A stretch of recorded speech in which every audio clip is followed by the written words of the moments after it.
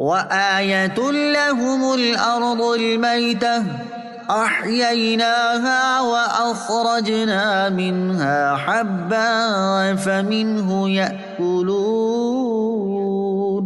ترجمہ، اور ان کے لیے ایک نشانی مردہ زمین ہے، ہم نے اسے زندہ کیا اور اس سے اناج نکالا تو اس میں سے وہ کھاتے ہیں۔ وَآيَةٌ لَهُمُ الْأَرْضُ الْمَيْتَةُ، اور ان کے لیے ایک نشانی مردہ زمین ہے۔ تفسیر صراط الجنان میں ہے، اس سے پہلی آیت میں حشر کا بیان ہوا، اور اب یہاں سے اس چیز کو ذکر کیا جا رہا ہے جو اس کے ممکن ہونے پر دلالت کرتی ہے، تاکہ مرنے کے بعد دوبارہ زندہ کیے جانے کا انکار کرنے والوں کا رد ہو۔ چنانچہ اس آیت کا خلاصہ یہ ہے کہ جو لوگ دوبارہ زندہ کیے جانے کا انکار کرتے ہیں، ان کے لیے مرنے کے بعد دوبارہ زندہ کیے جانے پر دلالت کرنے والی ایک عظیم اور واضح نشانی مردہ یعنی خشک اور بنجر زمین ہے۔ اور یہ نشانی اس طرح ہے کہ اللہ تعالیٰ نے بارش کا پانی برسا کر اسے زندہ کیا، یعنی اس میں نشو و نما کی قوت پیدا کی، پھر اس زمین میں سے اناج نکالا جسے اللہ تعالیٰ نے لوگوں کے لیے اور ان کے مویشیوں کے لیے رزق بنایا ہے۔ اور جس طرح اللہ تعالیٰ مردہ زمین کو زندہ کرتا ہے، اسی طرح وہ مردوں کو بھی زندہ فرمائے گا۔ وَجَعَلْنَا فِيهَا جَنَّاتٍ مِّن نَّخِيلٍ وَأَعْنَابٍ وَفَجَّرْنَا فِيهَا مِنَ الْعُيُونِ لِيَأْكُلُوا مِن ثَمَرِهِ وَمَا عَمِلَتْهُ أَيْدِيهِمْ أَفَلَا يَشْكُرُونَ۔ ترجمہ، اور ہم نے اس میں کھجوروں اور انگوروں کے باغ بنائے، اور ہم نے اس میں کچھ چشمے بہائے تاکہ لوگ اس کے پھلوں میں سے کھائیں، اور یہ ان کے ہاتھوں نے نہیں بنائے، تو کیا وہ شکر ادا نہیں کریں گے؟ وَجَعَلْنَا فِيهَا جَنَّاتٍ مِّن نَّخِيلٍ وَأَعْنَابٍ، اور ہم نے اس میں کھجوروں اور انگوروں کے باغ بنائے۔ تفسیر صراط الجنان میں ہے، اس آیت اور اس کے بعد والی آیت کا خلاصہ یہ ہے کہ ہم نے زمین میں کھجوروں اور انگوروں کے باغ بنائے، اور ان باغوں کی آب پاشی کے لیے زمین میں چشمے جاری کیے تاکہ لوگ اناج کی طرح ان باغات کے پھلوں میں سے بھی کھائیں۔ اور اگرچہ اناج اور پھل حاصل کرنے کے لیے بیج لوگوں نے بوئے اور آب پاشی انہوں نے کی، مگر بیج سے شاخ انہوں نے نہیں نکالی، اس شاخ کو بالی اور تناور درخت انہوں نے نہیں بنایا۔ بالی سے اناج اور درخت سے پھل پیدا کرنے میں ان کا کوئی عمل دخل نہیں، بلکہ یہ اللہ تعالیٰ نے بنائے ہیں، کیونکہ اس پر اللہ تعالیٰ کے سوا اور کوئی قدرت نہیں رکھتا۔ تو کیا ان دلائل کا مشاہدہ کرنے کے بعد بھی وہ حق کو نہیں مانیں گے اور اللہ تعالیٰ کی قدرت و وحدانیت کا اقرار کر کے اس کی ان نعمتوں کا شکر ادا نہیں کریں گے؟ سبحان الذي خلق الأزواج كلها مما تنبت الأرض ومن أنفسهم ومما لا يعلمون۔ ترجمہ، پاک ہے وہ جس نے سب جوڑے بنائے زمین کی اگائی ہوئی چیزوں سے اور لوگوں سے اور ان چیزوں سے جنہیں وہ جانتے بھی نہیں ہیں۔ سبحان الذي خلق الازواج كلها، پاک ہے وہ جس نے سب جوڑے بنائے۔ تفسیر صراط الجنان میں ہے، یہاں آیت میں ازواج سے مراد اصناف اور اقسام ہیں، اور ازواج کو انواع اس لیے کہا جاتا ہے کہ ہر نوع اپنی قسم کا جوڑا ہے۔ آیت کا خلاصہ یہ ہے کہ وہ اللہ تعالیٰ شریک سے اور ہر نقص و عیب سے پاک ہے، جس نے تمام اصناف اور انواع کو پیدا فرمایا۔ ان میں سے کچھ وہ ہیں جنہیں زمین اگاتی ہے، جیسے اناج، پھل اور نباتات وغیرہ، اور کچھ وہ ہیں جن کا تعلق خود لوگوں کے نفسوں سے ہے، جیسے ان کی مذکر اور مؤنث اولاد، اور کچھ وہ ہیں جن کی انسانوں کو خبر بھی نہیں ہے۔ وَآيَةٌ لَهُمُ اللَّيْلُ نَسْلَخُ مِنْهُ النَّهَارَ فَإِذَا هُمْ مُظْلِمُونَ۔ ترجمہ، اور ان کے لیے ایک نشانی رات ہے، ہم اس پر سے دن کو کھینچ لیتے ہیں تو جبھی وہ اندھیروں میں رہ جاتے ہیں۔ وَآيَةٌ لَهُمُ اللَّيْلُ، اور ان کے لیے ایک نشانی رات ہے۔ تفسیر صراط الجنان میں ہے، اس سے پہلی آیات میں زمین کے احوال سے اللہ تعالیٰ کی قدرت اور وحدانیت پر استدلال فرمایا گیا، اور اب اس آیت میں رات کے وجود سے قدرت اور وحدانیت پر استدلال فرمایا جا رہا ہے۔ چنانچہ فرمایا گیا کہ جو لوگ مردوں کے دوبارہ زندہ ہونے کا انکار کرتے ہیں، ان کے لیے اللہ تعالیٰ کی قدرت پر دلالت کرنے والی ایک نشانی رات ہے، اور یہ نشانی اس طرح ہے کہ اللہ تعالیٰ سورج کو غروب کر کے رات کو دن سے جدا کر دیتا ہے. اس کے بعد رات ایسے تاریک ہو جاتی ہے جیسے انتہائی کالی شے پر چڑھا ہوا سفید لباس اتار دیا جائے، تو پھر وہ سیاہ ہی سیاہ رہ جاتی ہے، اور رات ہونے پر لوگوں کو اندھیرے میں داخل ہونے کے سوا کوئی چارہ نہیں رہتا. پس دن کی روشنی کو رات سے جدا کر دینا اس بات کی دلیل ہے کہ اللہ تعالیٰ کی قدرت کامل ہے، کوئی چیز اسے عاجز نہیں کر سکتی، اور اس کی قدرت ذاتی ہے، کسی کی دی ہوئی نہیں. جس کی قدرت کا یہ حال ہے وہ مخلوق کو اس کی موت کے بعد زندہ کرنے پر بھی قادر ہے، کیونکہ ظاہری اعتبار سے یہ دن کو رات سے جدا کر دینے سے بھی زیادہ آسان ہے. والشمس تجری لمستقر لها ذلك تقدیر العزیز العلیم. ترجمہ: اور سورج اپنے ٹھہرنے کے وقت تک چلتا رہے گا، یہ زبردست علم والے کا حکم ہے. والشمس تجری لمستقر لها، اور سورج اپنے ٹھہرنے کے وقت تک چلتا رہے گا. تفسیر صراط الجنان میں ہے، یعنی اللہ تعالیٰ کی قدرت کا انکار کرنے والوں کے لیے اس کی عظیم قدرت اور انتہا کو پہنچی ہوئی حکمت پر دلالت کرنے والی ایک نشانی سورج ہے. اور یہ نشانی اس طرح ہے کہ سورج اپنے ٹھہرنے کے وقت تک چلتا رہے گا. اس کا ایک معنی یہ ہے کہ جس وقت تک سورج کے چلنے کی انتہا مقرر فرمائی گئی ہے اس وقت تک وہ چلتا ہی رہے گا، اور وہ انتہائی وقت قیامت کا دن ہے. دوسرا معنی یہ ہے کہ سورج اپنی منزلوں میں چلتا ہے، اور جب سب سے دور والے مغرب میں پہنچتا ہے تو پھر لوٹ پڑتا ہے، کیونکہ یہی اس کا مستقر ہے. اور سورج کا اس طرح چلتے رہنا اس اللہ تعالیٰ کے حکم سے ہے جو اپنی سلطنت میں زبردست اور اپنی تمام مخلوقات کا علم رکھنے والا ہے، اور اس کی قدرت بھی کامل ہے. تو جس کی یہ شان ہے وہی واحد معبود ہے، اور وہ مردوں کو دوبارہ زندہ کرنے پر قدرت بھی رکھتا ہے. والقمر قدرناه منازل حتى عاد كالعرجون القديم. ترجمہ: اور چاند کے لیے ہم نے منزلیں مقرر کی یہاں تک کہ وہ کھجور کی پرانی شاخ جیسا ہو جاتا ہے. والقمر قدرناه منازل، اور چاند کے لیے ہم نے منزلیں مقرر کی.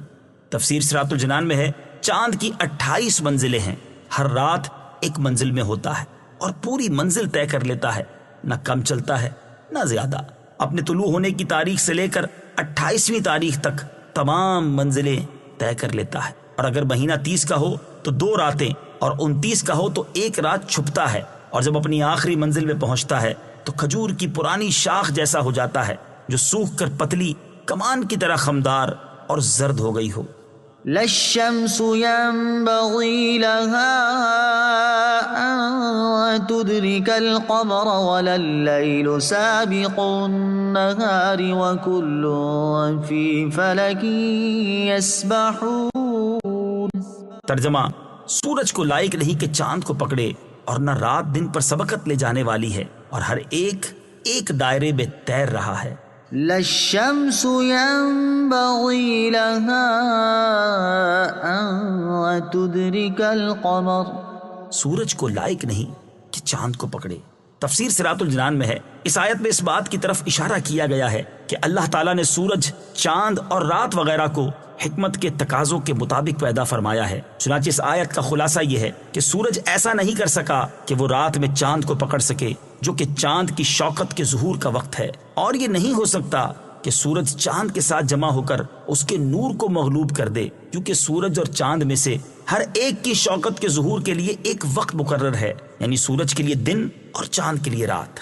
نیز رات دن پر سبقت نہیں لے جا سکتی یوں کہ دن کا وقت پورا ہونے سے پہلے آ جائے، بلکہ رات اور دن دونوں معین حساب کے ساتھ آتے جاتے ہیں، کوئی ان میں سے اپنے وقت سے پہلے نہیں آتا، اور سورج اور چاند میں سے کوئی دوسرے کی شوکت کی حدود میں داخل نہیں ہوتا. نہ سورج رات میں چمکتا ہے نہ چاند دن میں، اور ان میں سے ہر ایک ایک دائرے میں چل رہا ہے. کائنات کی ابتدا سے لے کر اب تک سورج اور چاند کے نظام کا اس مربوط اور منظم انداز میں چلنا اور اس میں کسی طرح کا کوئی اختلاف واقع نہ ہونا اس بات کی بڑی واضح دلیل ہے کہ اسے چلانے والا موجود ہے. وہ واحد ہے، کامل قدرت اور بے انتہا علم والا ہے. وآية لهم أنا حملنا ذريتهم في الفلك المشحون وخلقنا لهم من مثله ما يركبون. ترجمہ، اور ان کے لیے ایک نشانی یہ ہے کہ ہم نے ان کی نسلوں کو بھری ہوئی کشتی میں سوار کیا، اور ہم نے ان کے لیے ویسی ہی کشتیاں بنا دی جن پر سوار ہوتے ہیں. وآیۃ لہم، اور ان کے لیے ایک نشانی یہ ہے. تفسیر صراط الجنان میں ہے، اس سے پہلی آیات میں زمینی اور آسمانی مخلوقات میں اللہ تعالیٰ کی قدرت کے مظاہر کا ذکر ہوا، اور اب یہاں سے بحری مخلوقات میں اللہ تعالیٰ کی قدرت کے مظاہر بیان کیے جا رہے ہیں. چنانچہ ارشاد فرمایا، لوگوں کے لیے اللہ تعالیٰ کی قدرت پر دلالت کرنے والی ایک عظیم نشانی یہ بھی ہے کہ ہم نے ان کی ذریت یعنی نسل کو بھری ہوئی کشتی میں سوار کیا. ذریت کے بارے میں ایک قول یہ ہے کہ اس آیت میں ذریت سے مراد کفار مکہ کی اولادیں ہیں جنہیں وہ تجارت کے لیے بھیجا کرتے تھے، اور جس کشتی میں وہ سوار ہوتے تھے وہ سامان اور اسباب وغیرہ سے بھری ہوئی ہوتی تھی. دوسرا قول یہ ہے کہ اس آیت میں جس کشتی کا ذکر ہے اس سے مراد حضرت نوح علیہ السلام کی کشتی ہے، جس میں مکہ والوں کے آباء و اجداد سوار کیے گئے تھے، اور یہ ان کی ذریت ذرات کی شکل میں ان کی پشت میں تھی. اور حضرت نوح علیہ السلام کی کشتی سامان اور اسباب وغیرہ سے بھری ہوئی تھی. اور یہ نشانی اس طرح ہے کہ وزنی چیز پانی میں ڈوب جاتی ہے، لیکن کشتی انتہائی وزنی ہونے کے باوجود ڈوبتی نہیں، بلکہ سینکڑوں افراد اور ٹنوں کے حساب سے وزن اٹھا کر بھی پانی کی سطح پر چلتی رہتی ہے، کیونکہ خدا نے یہ نظام ایسے ہی بنایا ہے. وخلقنا لهم، اور ہم نے ان کے لیے بنا دی. تفسیر صراط الجنان میں ہے، یعنی ہم نے مکہ والوں کے لیے صورت اور شکل میں حضرت نوح علیہ السلام کی کشتی جیسی ہی کشتیاں بنا دی جن پر وہ سمندری سفر کے دوران سوار ہوتے ہیں. وَإِن نَّشَأْ نُغْرِقْهُمْ فَلَا صَرِيخَ لَهُمْ وَلَا هُمْ يُنقَذُونَ إِلَّا رَحْمَةً مِّنَّا وَمَتَاعًا إِلَىٰ حِينٍ. ترجمہ، اور اگر ہم چاہیں تو انہیں ڈبو دیں تو نہ کوئی ان کی فریاد کو پہنچنے والا ہو اور نہ انہیں بچایا جائے مگر ہماری طرف سے رحمت اور ایک وقت تک فائدہ اٹھانے کی مہلت ہو. وَإِن نَّشَأْ نُغْرِقْهُمْ، اور اگر ہم چاہیں تو انہیں ڈبو دیں. تفسیر صراط الجنان میں ہے، اس آیت اور اس کے بعد والی آیت کا خلاصہ یہ ہے کہ اگر ہم چاہیں تو کشتیوں میں موجود لوگوں کو ڈبو دیں تو اس وقت کوئی ایسا نہ ہوگا جو ان ڈوبنے والوں کی فریاد کو پہنچ کر ان کی مدد کرے، اور نہ ہی خدا کے حکم کے بعد لوگوں کو ڈوب کر مرنے سے بچایا جائے گا. البتہ دو صورتوں میں یہ لوگ بچ سکتے ہیں. پہلی یہ کہ ہم ان پر رحم فرمائیں، دوسری یہ کہ ان کی دنیا سے فائدہ اٹھانے کی مہلت ابھی باقی ہو. سورہ یاسین کی آیت نمبر 43 اور 44 سے حاصل ہونے والی معلومات. ان آیات سے دو باتیں معلوم ہوئیں. نمبر 1، اپنی حفاظت کے مادی اسباب اور ذرائع پر غرور نہیں کرنا چاہیے، بلکہ اسباب اختیار کر کے اللہ تعالیٰ کی رحمت اور اس کے کرم پر بھروسہ کرنا چاہیے. نمبر 2، عیش و آرام اور نعمتوں سے مالا مال ہونے کی حالت میں اللہ تعالیٰ کے عذاب اور اس کے قہر و غضب سے غافل اور بے خوف نہیں ہونا چاہیے. اور دوران سفر تو اس کا خاص خیال رکھنا چاہیے، کیونکہ سفر کی حالت میں انسان کے حادثے کا شکار ہونے کے خطرات بڑھ جاتے ہیں. اور یہ دیکھا بھی گیا ہے کہ لوگ اللہ تعالیٰ سے غافل ہو کر اور موج مستی کرتے ہوئے سفر کر رہے ہوتے ہیں کہ اچانک ٹرین اور بس وغیرہ حادثے کا شکار ہو جاتی ہے اور لوگ مر جاتے ہیں. اسی طرح بحری جہاز میں سفر کرنے والے اچانک سمندری طوفان کی لپیٹ میں آ کر غرق ہو جاتے ہیں. یوں ہی ہوائی جہاز میں سفر کرنے والے دوران پرواز اچانک کسی حادثے کا شکار ہو کر موت کے منہ میں چلے جاتے ہیں. وَإِذَا قِيلَ لَهُمُ اتَّقُوا مَا بَيْنَ أَيْدِيكُمْ وَمَا خَلْفَكُمْ لَعَلَّكُمْ تُرْحَمُونَ وَمَا تَأْتِيهِمْ مِنْ آيَةٍ مِنْ آيَاتِ رَبِّهِمْ إِلَّا كَانُوا عَنْهَا مُعْرِضِينَ. ترجمہ، اور جب ان سے فرمایا جاتا ہے ڈرو اس سے جو تمہارے سامنے ہے اور جو تمہارے پیچھے آنے والا ہے، اس امید پر کہ تم پر رحم کیا جائے، اور جب کبھی ان کے رب کی نشانیوں سے کوئی نشانی ان کے پاس آتی ہے تو وہ اس سے منہ پھیر لیتے ہیں. وَإِذَا قِيلَ لَهُمْ، اور جب ان سے فرمایا جاتا ہے. تفسیر صراط الجنان میں ہے، اس آیت اور اس کے بعد والی آیت کا خلاصہ یہ ہے کہ جب کفار مکہ کو اللہ تعالیٰ کے عذاب سے ڈراتے ہوئے فرمایا جاتا ہے کہ تم اس عذاب سے ڈرو جو دنیا میں تم پر آ سکتا ہے، اور اس عذاب سے بھی ڈرو جو آخرت میں آنے والا ہے، اور ایمان لے آؤ تاکہ تم پر رحم کیا جائے اور تم عذاب سے نجات پا جاؤ، تو وہ اس نصیحت پر عمل کرنے کے بجائے اس سے منہ پھیر لیتے ہیں. اور ان کا کردار صرف یہیں تک محدود نہیں بلکہ وہ ایسے پتھر دل ہو گئے ہیں کہ ان کے پاس جب کبھی ان کے رب کی نشانیوں میں سے کوئی نشانی آتی ہے تو یہ اس سے منہ پھیر لیتے ہیں، اور ان کا دستور اور طریقہ کار یہی ہے کہ وہ ہر آیت اور نصیحت سے اعراض اور روح گردانی کرتے ہیں۔ نصیحت سے منہ پھیرنا کفار کا کام ہے۔ اس آیت سے معلوم ہوا کہ جب اللہ تعالیٰ اور اس کے پیارے حبیب صلی اللہ تعالی علیہ وآلہ وسلم کی اطاعت کرنے کا کہا جائے اور ان کی نافرمانی کرنے پر ہونے والے عذاب سے ڈرا کر نصیحت کی جائے تو اس سے منہ پھیر لینا کفار کا طریقہ اور ان کا دستور ہے۔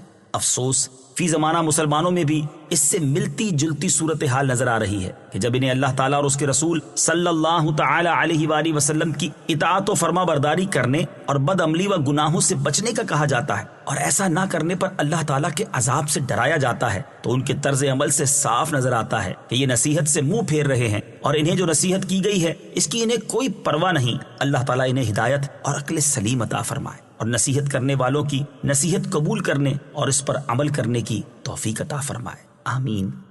وَإِذَا قِيلَ لَهُمْ أَنفِقُوا مِمَّا رَزَقَكُمُ اللَّهُ قَالَ الَّذِينَ كَفَرُوا لِلَّذِينَ آمَنُوا أَنُطْعِمُ مَن لَّوْ يَشَاءُ اللَّهُ أَطْعَمَهُ إِنْ أَنتُمْ إِلَّا فِي ضَلَالٍ مُّبِينٍ۔ ترجمہ: اور جب ان سے فرمایا جائے کہ اللہ کے دیے میں سے کچھ اس کی راہ میں خرچ کرو تو کافر مسلمانوں کو کہتے ہیں کہ کیا ہم اسے کھلائیں جسے اللہ چاہتا تو کھلا دیتا، تم تو کھلی گمراہی میں ہی ہو۔ وَإِذَا قِيلَ لَهُمْ، اور جب ان سے فرمایا جائے۔ تفسیر صراط الجنان میں ہے شان نزول: یہ آیت کفار قریش کے بارے میں نازل ہوئی جن سے مسلمانوں نے انسانی ہمدردی کی بنا پر کہا تھا کہ تم اپنے مالوں کا وہ حصہ مسکینوں پر خرچ کرو جو تم نے اپنے گمان کے مطابق اللہ تعالیٰ کے لیے نکالا ہے۔ اس پر انہوں نے کہا کیا ہم ان کو کھلائیں جنہیں اللہ تعالیٰ کھلانا چاہتا تھا تو کھلا دیتا۔ ان کا اس بات سے مطلب یہ تھا کہ اللہ تعالیٰ ہی کو یہ منظور ہے کہ مسکین لوگ محتاج رہیں، اس لیے انہیں کھانے کو دینا اللہ تعالیٰ کی مشیت کے خلاف ہوگا۔ یہ بات انہوں نے بخل اور کنجوسی کی وجہ سے مذاق اڑانے کے طور پر کہی تھی، اور یہ بات انتہائی باطل تھی کیونکہ دنیا امتحان کی جگہ ہے۔ فقیری اور امیری دونوں آزمائشیں ہیں۔ فقیر کی آزمائش صبر سے اور مالدار کی آزمائش اللہ تعالیٰ کی راہ میں خرچ کرنے سے ہوتی ہے۔ یہ اللہ تعالیٰ کی اپنی مخلوق میں حکمت اور مشیت ہے۔ حضرت عبداللہ ابن عباس رضی اللہ تعالیٰ عنہما سے مروی ہے کہ مکہ مکرمہ میں زندیق لوگ تھے۔ جب ان سے کہا جاتا تھا کہ مسکینوں کو صدقہ دو تو وہ اس کے جواب میں کہتے تھے ہرگز نہیں، یہ کیسے ہو سکتا ہے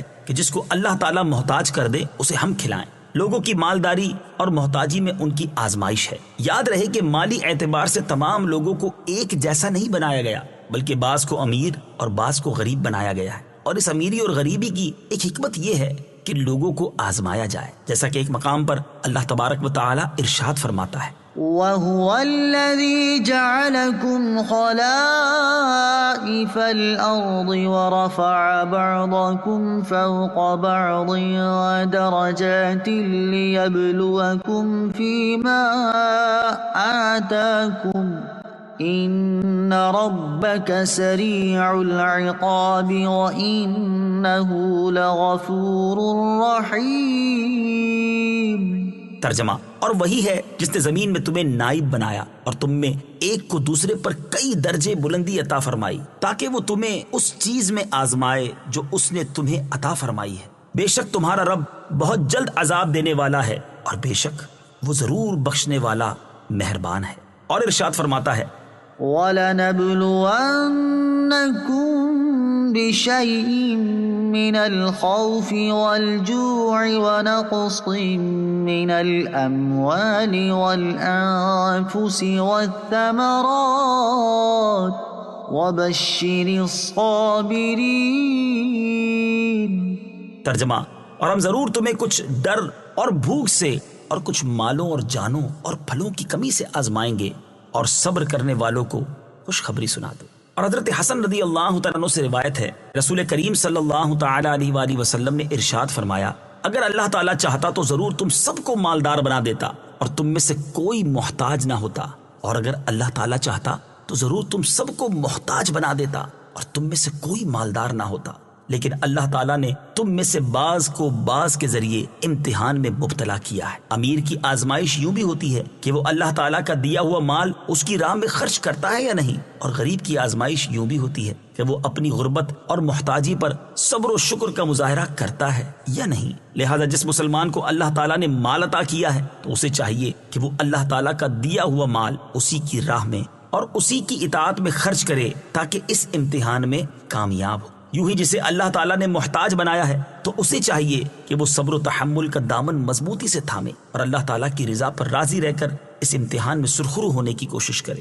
اللہ تعالیٰ ہمیں راہ خدا میں خرچ کرنے کی سعادت عطا فرمائے اور محتاجی سے محفوظ فرمائے، اور محتاجی میں مبتلا ہو جانے کی صورت میں صبر و شکر کرنے اور اپنی رضا پر راضی رہنے کی توفیق عطا فرمائے، آمین۔ خرچ کرنے کے فضائل اور بخل کی مذمت۔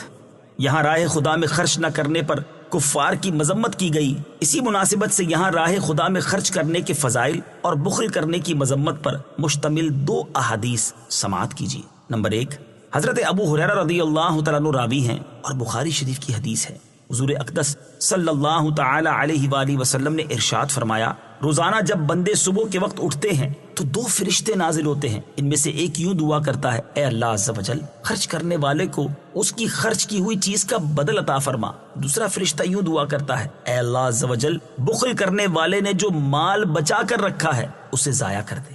حضرت ابو ہریرہ رضی اللہ تعالیٰ عنہ سے روایت ہے، بخاری شریف کی حدیث ہے، حضور اکرم صلی اللہ تعالی علیہ وآلہ وسلم نے ارشاد فرمایا، بخل کرنے والے اور خیرات کرنے والے کی مثال ان 2 شخصوں کی طرح ہے جن کے بدن پر لوہے کی زرہیں ہوں اور ان کے دونوں ہاتھ سینے کے ساتھ گلے سے بندھے ہوئے ہوں۔ جب خیرات کرنے والا کوئی خیرات کرنے کا ارادہ کرتا ہے تو وہ زرہ ڈھیلی ہو جاتی ہے، اور بخیل جب خیرات کرنے کا ارادہ کرتا ہے تو اس کی زرہ کا ہر حلقہ اپنی جگہ پر سخت ہو جاتا ہے۔ اس مثال کا حاصل یہ ہے کہ سخی آدمی جب خیرات کرنے کا ارادہ کرتا ہے تو اس کا سینہ کشادہ ہو جاتا ہے اور خرچ کرنے کے لیے اس کا ہاتھ کھل جاتا ہے، جبکہ بخیل شخص جب خیرات کرنے کا ارادہ کرتا ہے تو اس کا سینہ تنگ ہو جاتا ہے اور اس کے ہاتھ بند جاتے ہیں۔ اللہ تعالیٰ مسلمانوں کو راہ خدا میں خرچ کرنے اور بخل سے بچنے کی توفیق عطا فرمائے، آمین۔ إن أنتم إلا في ضلال مبين۔ تم تو کھلی گمراہی میں ہی ہو۔ تفسیر صراط الجنان میں ہے، مفسرین کا ایک قول یہ ہے کہ یہ بات کفار نے مسلمانوں سے کہی تھی۔ اس صورت میں اس کا معنی یہ ہے کہ اے مسلمانوں تم کھلی گمراہی میں ہو کیونکہ تم نے ہمارے طریقے کو چھوڑ دیا اور محمد مصطفیٰ صلی اللہ تعالی علیہ وآلہ وسلم کی پیروی کرنے لگ گئے۔ دوسرا قول یہ ہے کہ جب کافروں نے مسلمانوں کی بات کا جواب دیا تو اللہ تعالیٰ نے کافروں سے فرمایا کہ تم تو کھلی گمراہی میں